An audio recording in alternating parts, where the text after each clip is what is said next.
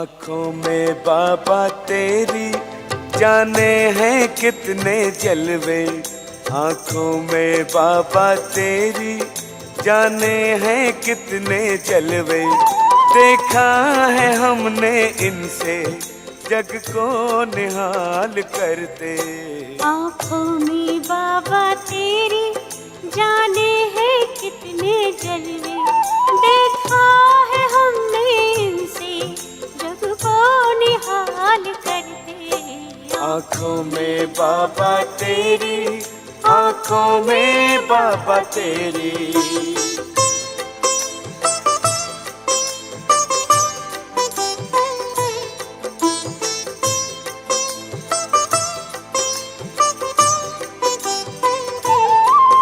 भगवान को भी बाबा आंखें तेरी लुभाई, भगवान को भी बाबा आंखें तेरी लुभाई, बरसा रही है इनसे अब रहमते खुदाई।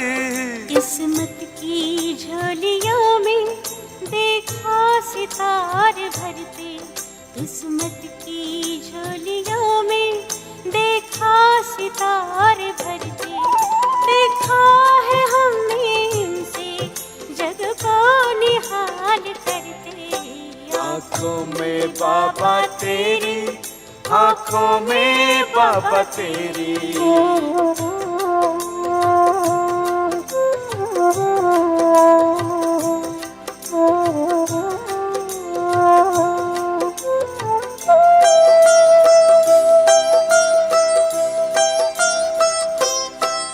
आँखों ही आँखों में तुम जादू चला रहे हो, आँखों ही आँखों में तुम जादू चला रहे हो, प्रभु से मिला रहे हो, दुनिया बना रहे हो।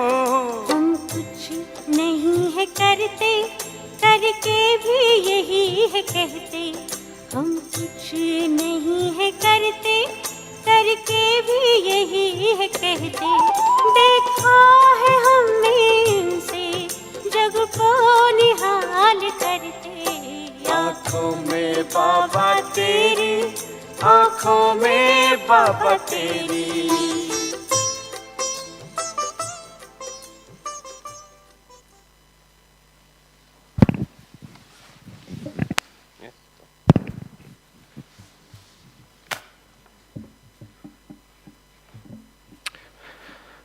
Om Shanti, and welcome to all of you in person and those of you that are watching us online. It's our pleasure to have Sheilu Didi with us this evening.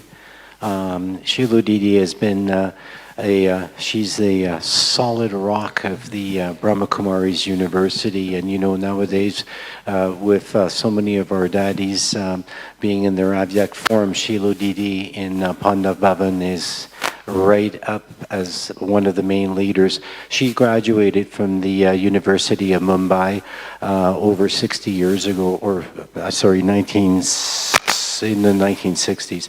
She's one of the most well-spoken BKs that I know. Some of you might have heard the class that she did on the karma, and it was just fantastic.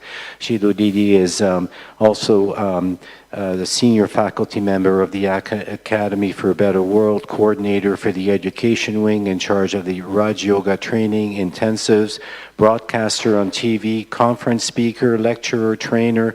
She's obtained her science graduation from the University of Mumbai in 1969, and shortly after that dedicated her life to the spiritual cause.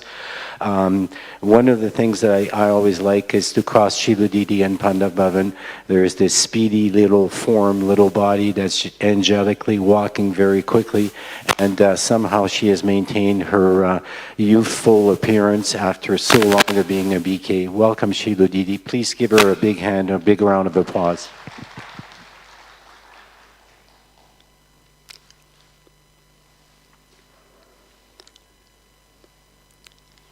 Om Shanti. Om Shanti. Om Shanti.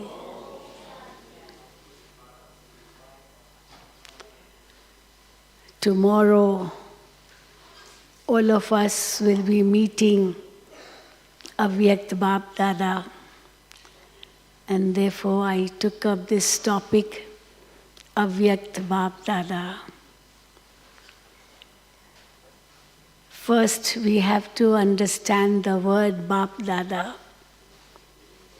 Bapdada is like a code word for the Brahma Kumaris.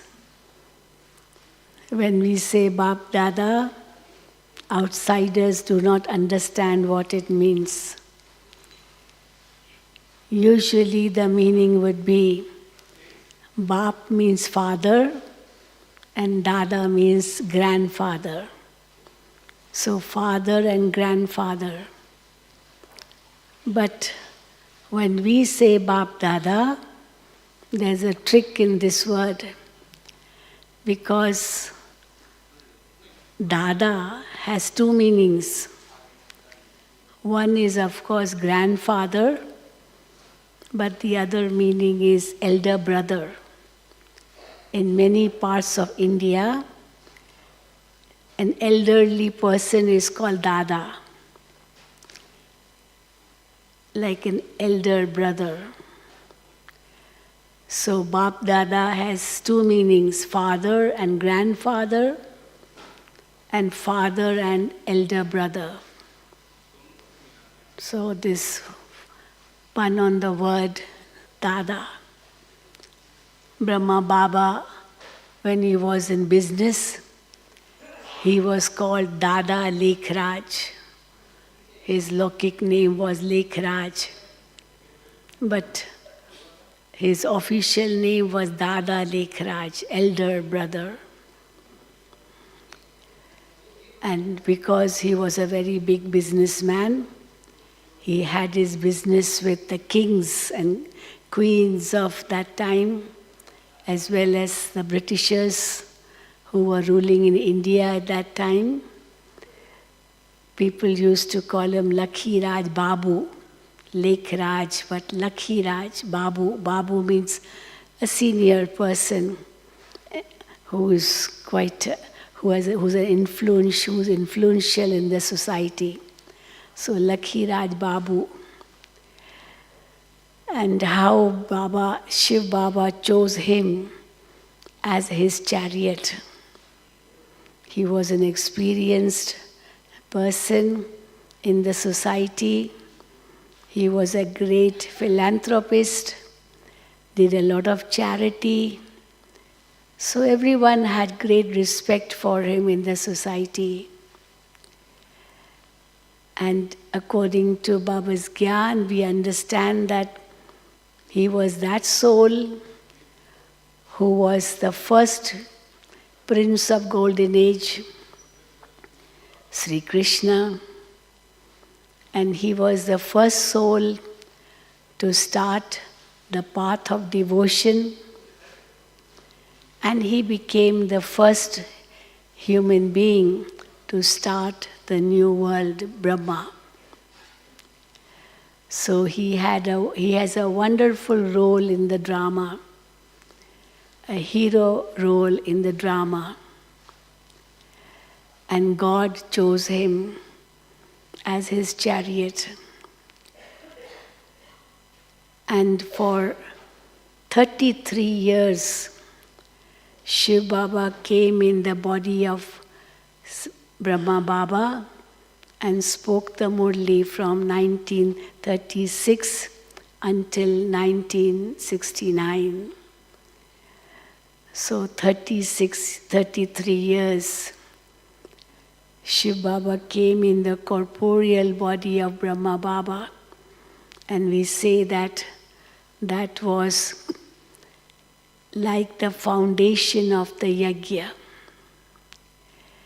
First, the original foundation was 14 years with the dadis, who were very young at that time when they came to Baba, and how Baba groomed them so that they could, run the organization further after Brahma Baba left the body at the age of 93.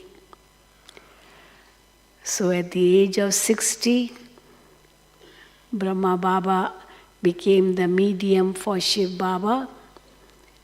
And then 93, at the age of 93, Brahma Baba became angelic. He completed his work in a physical way in this physical world and became an angel. He attained the perfect stage, a stage of completion, and reached the subtle regions.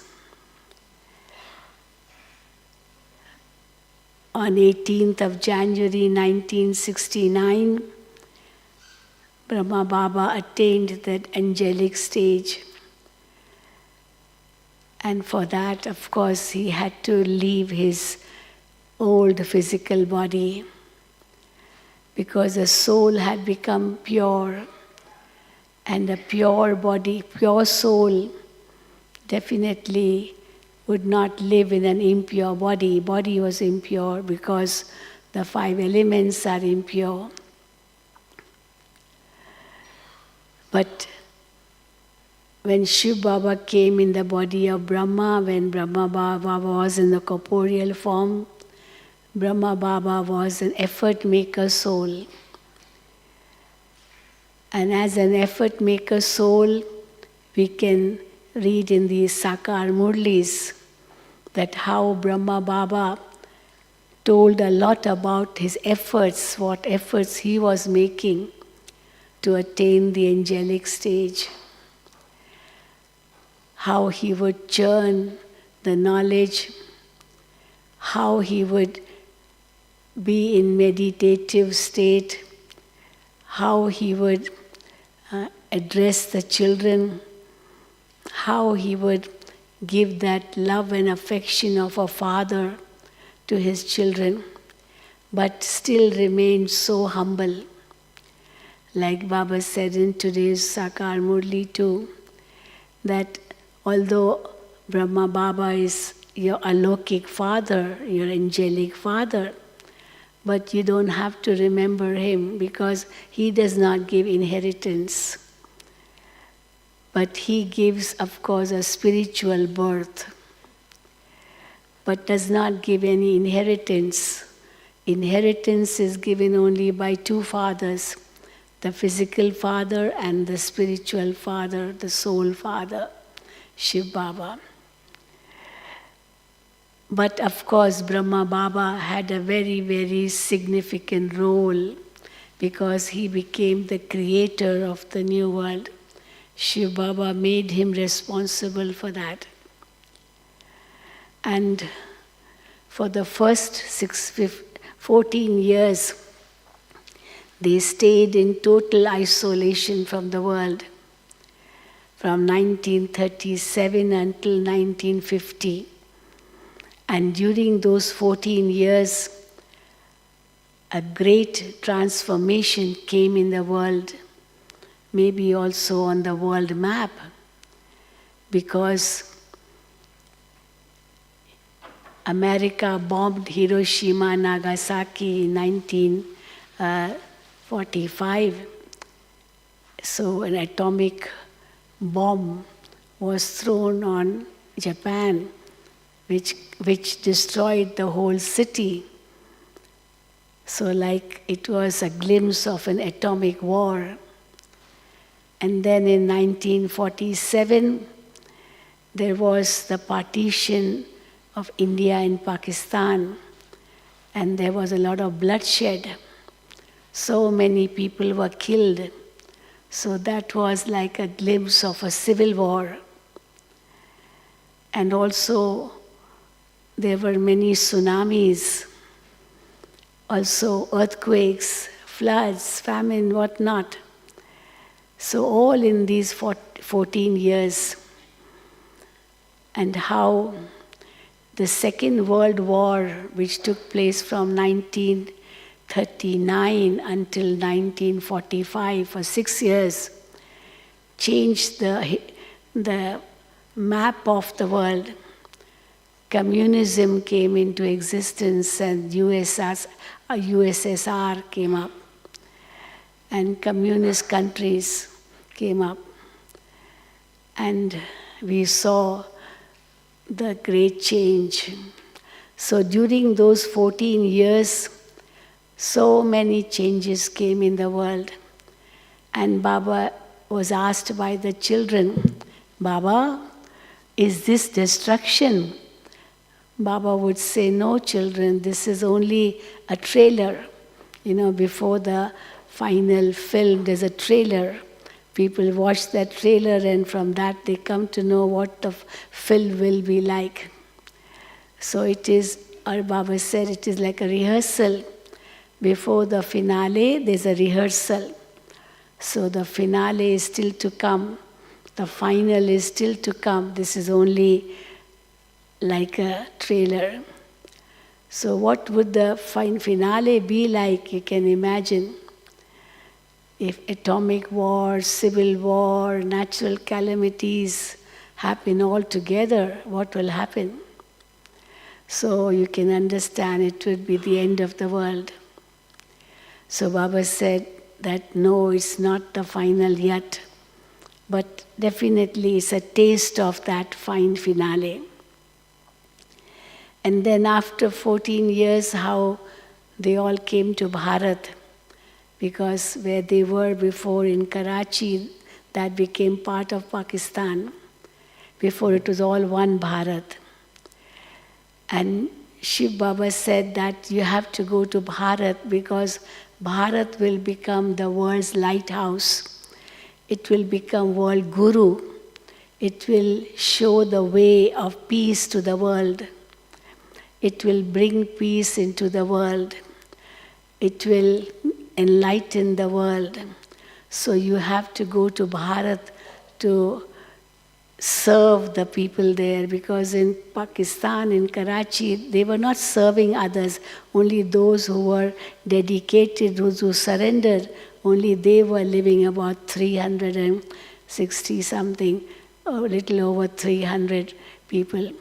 But then when they came to Bharat, Shiv Baba told them, you have to go on a mountain top, because from that mountain top you'll be able to give vibrations of peace to the world. So Mount Abu, Baba said, is the safest place in the world. The safest place, because nothing really much of the Kal-yugi world happens here. This was actually the summer capital for the kings of Rajasthan. They used to come here in April, May and June, because Rajasthan means so many kingly states, little districts all had their own kings. Therefore you'll find many palaces in Rajasthan. And they used to come here during April, May and June and hold their courts here in Mount Abu. That's why there are many little palaces in Mount Abu belonging to those kings who would come here during summer. But Shiv Baba said, you have to go to a mountain top. So this was the mountain top they chose, Mount Abu, for doing service of humanity. And Baba said, you have to become tower of peace, tower of love, tower, Baba used to say a lot. And that's why we built the Tower of Peace in memory of Brahma Baba in Pandav Bhavan, where Brahma Baba lived. And the 4 pilgrimage places there, Baba's room, Baba's hut, Baba's history hall, and then Baba's Tower of Peace. So these are memorials of Brahma Baba, original memorials of Brahma Baba in Pandav Bhavan. And then in 69, when Baba became Avyakt, Gulzar Dadi brought the message that Baba is not gone. Baba is still with us, but in the Avyakt form. And he will continue to come to meet the children. So Shiv Baba would come in the body of Brahma, but now Brahma's physical body was no more. So Shiv Baba and the angelic form of Brahma Baba would enter the body of Gulzar Dadi, and that would be called Avyakt Bapdada, angelic Bapdada.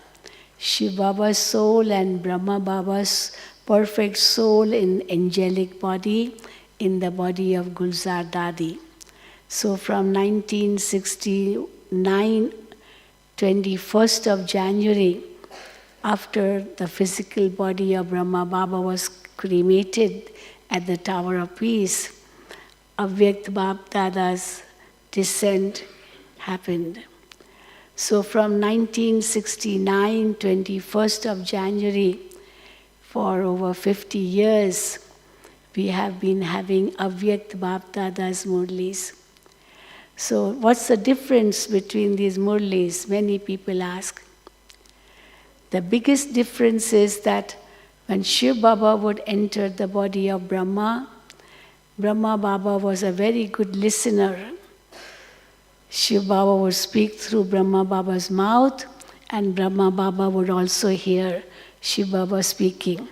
Of course, the closest ear would be Brahma Baba's ear, no, because Shiv Baba would speak from that mouth. So Brahma Baba was a very good listener, a very good student, a very obedient child, whatever you may call it.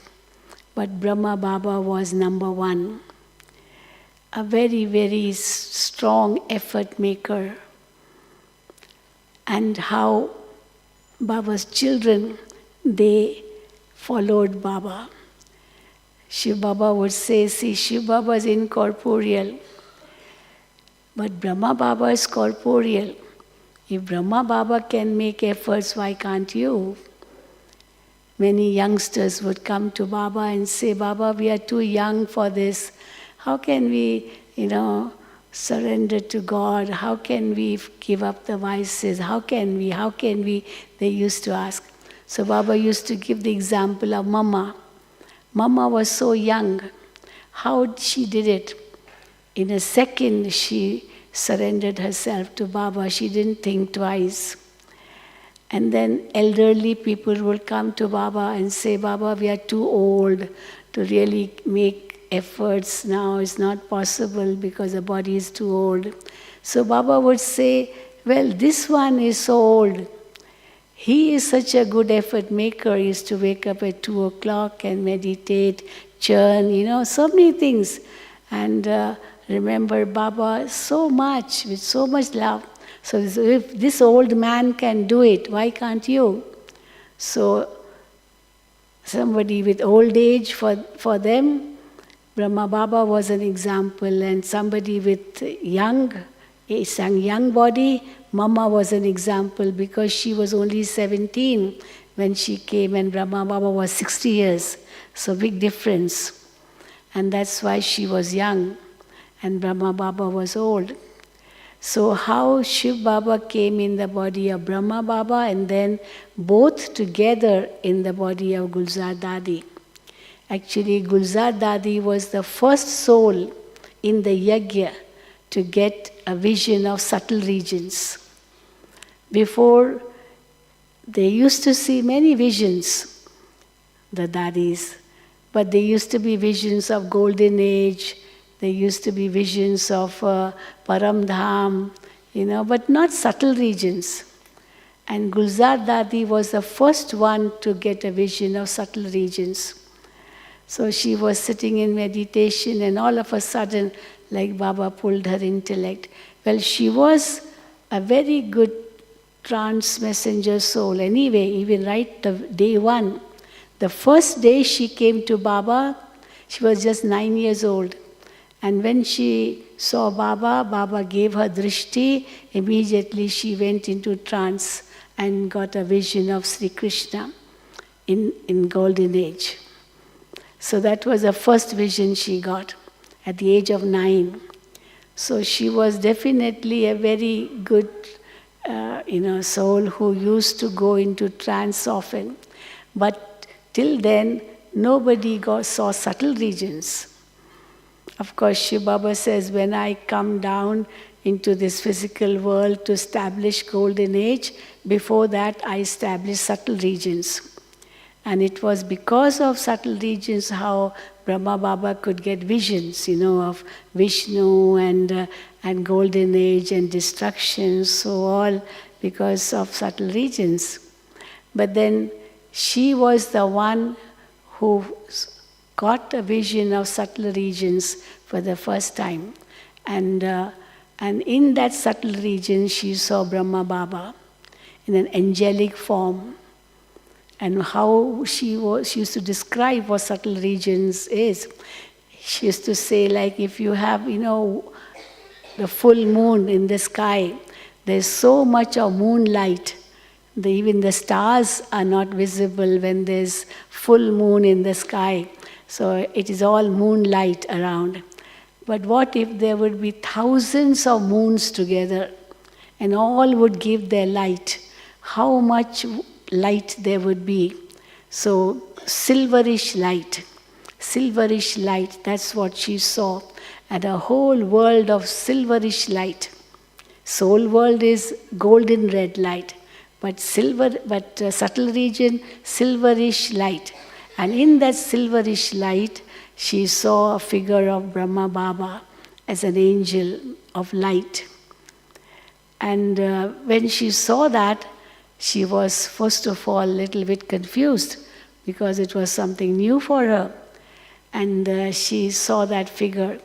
But Brahma Baba in angelic form, in form of light. But face was quite visible, clearly. And then she immediately got frightened and came down. And then she was asked by Brahma Baba, what did you see? And she gave the description of what she saw, hundreds of thousands of moons put together and the light. And then in the midst of that silvery light, I saw your figure, and it's an angel. And then Baba said, what was that? Who was he? And she said, Baba, I got so frightened, I came down. And then Baba was quite curious, what she saw. Baba wanted to know more about it. So Baba told her, go again. And when you meet that figure, you ask him, who are you? Who are you? And of course, as an obedient child, she again sat in Baba's remembrance and she got that vision again. And she asked him, because now she got Srimad, to ask him. Otherwise, she didn't have the courage. So she asked him, who are you? And that one gave his introduction, that I am the perfect form of Brahma in the physical world. This was in the 14 years Bhatti, the first one in Karachi. I am the perfect form of Brahma who is in the physical world. And when Brahma becomes perfect, he will become this. Means pointing towards himself. He would become this. And so go and tell Brahma Baba that you have to attain perfection and become this. So she went down and told Baba this. And then Baba came to know that I have my perfect form in the subtle regions, angelic form in the subtle regions. So Baba used to make so much effort, and then sometimes he would tell Gulzar Dadi to go again in the subtle regions and find out how close had that physical form come to the angelic form. How close. Because that physical form was coming closer and closer to the angelic form. So Baba used to tell her, go again and see how close have I come. And then she used to say, Baba, you are coming closer, you are coming closer, you are coming closer. And then when Baba became Avyakt, at that time she again went into trance and she saw it was just one angelic form. Because that corporeal angelic form had merged into that angelic form of Brahma Baba in the subtle regions. And then Baba said that Baba hasn't gone, because the Dadis asked, Baba, how did you go away? We didn't even know you did not inform before and all that, Baba said in 118 January, Avyakt Murli, children gave so many complaints. Baba, why didn't you tell us before this, that? So then Baba, we didn't even know. So, then Baba said that this Brahma had to become angelic. And Baba hasn't gone, but he is with you, and he will come and meet you, and he will always meet you. Baba hasn't gone. He has only changed his dress and his room. It's like going from one room to the other room. You have one bedroom and then you change that bedroom and go to another bedroom. And you make that your bedroom. So from the corporeal world, Baba has gone to the angelic world. That's his next room. And then it's like changing clothes. So physical dress removed, but angelic dress worn. So wearing an angelic dress from a physical dress. So Baba hasn't gone. He has only changed his room and his costume. In Hindi, they are very rhyming words, kamra and kapra. Kamra means room and kapra means clothes. So kamra and kapra, that's what Brahma Baba has done, the soul has done. Change his room and change his dress. But Baba hasn't gone. And he will come and meet you. So how Brahma Baba and Shiv Baba became like combined. We have like sometimes combined. One is twins, the other is like they are combined. So from the head or from the, something or the other, they are like combined. So this is now Brahma Baba combined with Shiv Baba, and that combined form is called Bapdada. So that's how we understand Bapdada in the body of Gulzar. Now what's the difference between the Murlis? Why so much difference? So Baba gave the reason that when Baba was in Sakar form, at that time Brahma Baba was an effort maker. But after Brahma Baba attained perfection, then no longer effort maker. So in the Sakar Murlis there is so much mention of Brahma Baba's efforts he makes. But angelic form he has attained perfection. So both become alike. Shiv Baba and Brahma Baba, and they both can speak together. Like one mic and two speaking from one mic. So both speaking from the body of Gulzar Dadi. And that's why no more effort making statements like there are in the Sakar Murlis. And secondly, when Shiv Baba would come in the body of Brahma Baba was a very good listener. But when Bapdada would come in the body of Gulzar Dadi was not a listener because she used to go into trance. But when Shiv Baba would come in the body of Brahma, it would not be in a trance experience. Like Baba would be sitting and Shiv Baba would come and start speaking. And we could feel the difference. Like we could feel the difference when Bapdada would come in the body of Gulzar. The same difference we could feel when Shiv Baba would come in the body of Brahma Baba. Immediately the eyes, drishti would become so powerful and the vibrations so powerful, pin drop silence, we could feel that. And but the difference was that Gulzar Dadi was not a listener because she would go into trance and like Baba would just send her to sleep, for example. You can use those terms like going into sleep. And then she would not know anything, and Shiv Baba and Brahma Baba would use the body of Gulzar Dadi. And for hours and hours, in the first, how many hours Baba used to speak the Murli and meet individuals. And the greatest record broken, I should say, of the hours of the meeting was 16 hours. 16 hours in the body of Gulzar Dadi. Evening at 6:30, Gulzar Dadi would come and sit on the stage. That was in Om Shanti Bhavan.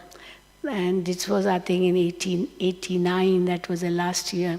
16 hours, so 6:30 in the evening, she would come and then go into trance and then speak Bapdada would speak the Murli, and then after that, meeting individuals whole night, up to 10:30 in the morning. From 6:30 in the evening until 10:30 in the morning, it's 16 hours. You can imagine 16 hours. No food, no drink, no going to the washroom, nothing. But after 16 hours, when Bapdada would take leave, Gulzar Dadi would be back. She would be so fresh, as if she has got up from a deep sleep. We could feel that, so fresh. And if somebody would try to compete with Baba and stay in the audience, watching everything happening, because each Baba would meet each individual. And sometimes it would be for double foreigners. Then there used to be translation to. At that time there were no FM radios. And so Baba would speak in Hindi. Then usually myself or Meera Ben, or anyone, they would translate in English. And if they would be those double foreigners who would not know English, then from Hindi to English, English to French, English to German, English to Spanish, you can understand. One person, one statement, 3 translations. Hindi to English, English to German, so you can say 2. But then 3 languages. So for each individual, so much time Baba would give. So much time. You can imagine, of course, what Baba would speak, of course, that's the second topic. But then we can understand how much time Baba used to give to each one. So that was the real sustenance which Baba gave to the children. And but then Baba did mention that now this method will change. This method will change. And of course it did change after that. Because Gulzar Dadi's body was young, but then how, of course, the body does grow old. But how Gulzar Dadi just surrendered to Baba. Now, Baba, you take over this body. I remember, once Dadi had such a bad cough, but Bapdada had to come. And then we told Dadi, tell Baba, because we used to feel sorry that Dadi has such a bad cough, and Baba has to come, but he has to use his throat. So tell Baba to speak a shorter murli and meet for a shorter time, We used to tell Dadi. But Dadi would say, no, I cannot say anything to Baba, because Baba is the master. He takes over the body. I can't interfere in between. And it was so wonderful that those so many hours Baba spoke, but not once did the cough come. You can imagine. Otherwise, she was coughing whole day. Of course, she took medicines, no doubt, but then coughing, and we thought, well, the cough will come even at that time when Baba is speaking. But how Baba had control. And there was also a time when she did get cough, and then Baba came, but he came for a very short time. And Baba said this, the harmonium, the musical instrument is not working well, and therefore Baba will not stay longer. Baba said that because he did take care of the body too. But you can imagine. And of course, the voice Baba used to speak was so soft, soft. So one day, one double foreigner asked Avyakt Baba, why do you speak so softly? It was like a whisper. Without the mic, the one sitting, little distant also wouldn't be able to hear. Maybe just 2 feet away wouldn't be able to hear. Would have to come very close to hear Baba. So someone asked Baba, why do you speak so softly? And you know what Baba said? Baba said, this is the voice of the subtle regions. What is subtle region voice? Actually, there's no voice at all. It is just, moving of lips. That's all, movement of lips. Have you ever heard any sound in dreams? But how do you understand each other? Supposing you are talking to someone or somebody is saying something to you in a dream, but there's no sound, no? So how do you understand each other? How do you understand? It's the mind. Yeah, mind speaks. The mind speaks. So that's what subtle regions is. It's so soft that you can hardly hear.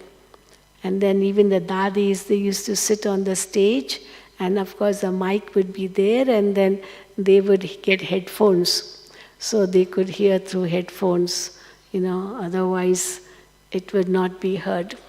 But that was Baba's voice. And then once, very humorous child of Baba. Double foreigners are quite humorous too. So one of them asked Baba, "Baba, you speak so much, because whole night speaking and speaking and speaking and speaking, whole night." So Baba very sweetly answered in a very humorous way to children, "I have been sitting in Param Dham for whole cycle. I am now meeting the children after 5,000 years, so I love to speak to my children." So these were the words Baba mentioned. Some children would come in front of Baba, maybe the stage was not good. I remember one incident, I'll tell you. So, because each one would come individually on the stage, and Baba would give drishti, a blessing, and then toli. That's why it was said that these are our three birthrights: drishti, blessing, and toli. Everyone will get till the end. So how we give drishti, how we give Baba's words, blessings, and then we give toli. So this is everyone's birthright till the end. Drishti, boli, toli. Boli means words which are uttered. And of course toli. So Baba used to do the same. So Baba would give such powerful drishti, and then give a few words of blessings, and then toli. So I was that fortunate soul who would be sitting next to Baba and giving toli in Baba's hand, and Baba would then give toli to that child. So I'll share one incident only because it's 6:45 now. And one incident that how one child came in front of Baba but was not taking drishti. Because very powerful drishti. So I told him, "Please take drishti from Baba, take drishti." He looked up, again looked down, looked up and again looked down, because he could not face that powerful drishti. And then Baba looked at him. And you know what Baba said? Baba said that Baba praised him a great deal. And then Baba said that the child is looking at his present form, but the father is looking at his future form. So his future is very bright, but maybe he has done some mistake or whatever, and he can't face that drishti of Baba, so he's not able to take drishti from Baba, but Baba is seeing his future form. And then Baba gave him such wonderful blessings that immediately his face lightened up. And took such powerful drishti from Baba. But before, he did not dare to take drishti from Baba, because some guilt may be there in him. But we can understand how much love Baba gave to every child. And it was that love and affection, that pure love, altruistic love, that you can say unlimited love, which Baba gave to the children in the form of that sustenance. And we can see all our seniors, even in foreign countries, how they are such powerful instruments who are serving in different parts of the world. India, of course, there are so many, but in foreign lands also they have taken sustenance from Baba. Avyakt Bapdada, of course, no double foreigners saw Brahma Baba in the Sakar form, but they have taken sustenance from Avyakt Bapdada. And that sustenance has kept them not only alive themselves, but they have given spiritual birth to so many double foreigners in the whole world. And that's how God's work is happening.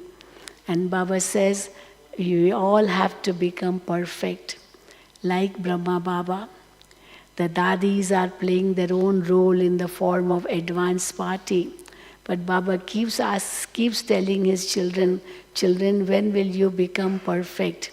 Because that's what our aim is. We have to return home. We have to become angels first and then return home and then go to the new world. Because we are the pioneers of that new world. We have to bring that new world.